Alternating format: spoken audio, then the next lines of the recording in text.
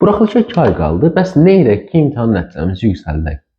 Əziz şagirdlər, bilirik ki, artıq 50 gün sonra buraxılış imtahanımızın vaxtı çatır və biz bu 50 günü çox səmərəli şəkildə istifadə etməliyik. Yaxşı, bəs necə edə bilərik ki, bu buraxılış imtahanına yaxşı hazırlaşaq? Burada 2 qayda var.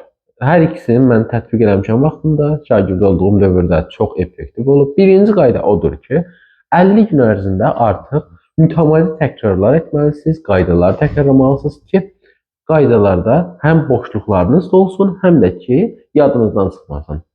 İkinci əsas qayda isə ondan ibarətdir ki, mütəmadi olaraq 3 gündən, 5 gündən bir sınaq işləməlisiniz, buraxılış sınaqları işləməlisiniz. Bu sizin həm vaxt bölgünüzü düzəldəcək, 1 saat və yaxud 50 dəqiqə qoyaraq bir buraxılış sınağını işlədikdə artıq siz vaxtı düzgün bölməyi öyrənəcəksiniz. Həm yeni sual tipləri ilə qarşılaşacaqsınız, həm də ki, imtahan stresi aradan qalxacaq və boşluqlarınız da həmçinin aradan qalxacaq. Bu 2 qayda ilə imtahana qalan 50 gün müddəti çox səmərəli və çox effektiv şəkildə dəyərləndirə bilərsiniz. Növbəti videolarda görüşmək üzrə hər birinizə uğurlar.